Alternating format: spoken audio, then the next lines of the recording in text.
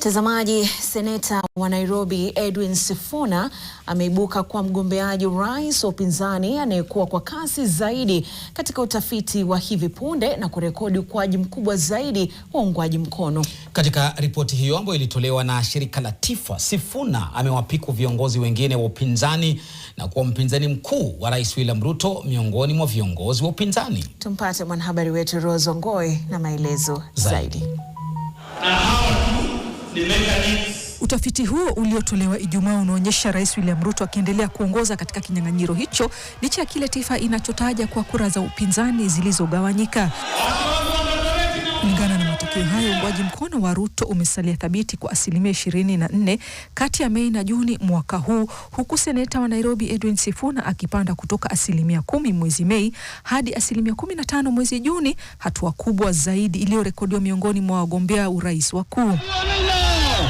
TIFA ilisema kupanda kwa Sifuna kumekuwa kwa kushangaza, kizingatiwa kuwa hakuwa na kigezo chochote nchini ya mwaka mmoja uliopita. Kutoka 0% mnamo Novemba mwaka uliopita hadi 15% Juni mwaka huu. Huku Sifuna akipata nguvu, wapinzani wake kadhaa wakuu walielekea upande mwingine.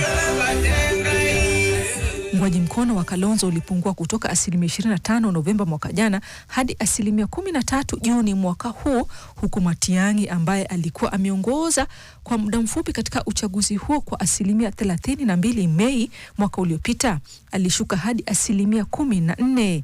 Gachagua pia alirekodi kushuka kutoka kilele cha 9% Mei mwaka huu hadi 7% katika utafiti wa hivi punde. Ndani ya ODM, Sifuna aliibuka kuwa mgombeaji urais aliyependekezwa zaidi, huku 44% ya wafuasi wa ODM wakimuunga mkono ikilinganishwa na 20% waliompendelea Rais Ruto, huku 13% wakiwa hawajaamua.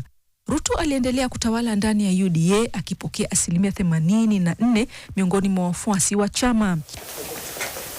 Miongoni mwa wafuasi wa chama cha Demokrasia kwa Wananchi DCP, Gachagua aliongoza kwa 44% mbele ya Kalonzo kwa 19% na Matiang'i kwa 15%.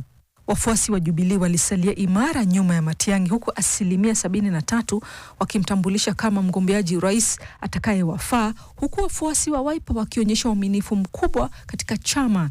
9 kati ya 10 waliohojiwa wakimuunga mkono Kalonzo. Licha ya utendekazi dhabiti wa Rais Ruto, TIFA ilibaini kwa sehemu kubwa ya wapiga kura bado hawajaamua mgombea urais anayependekezwa. Rose Ongoi, NTV.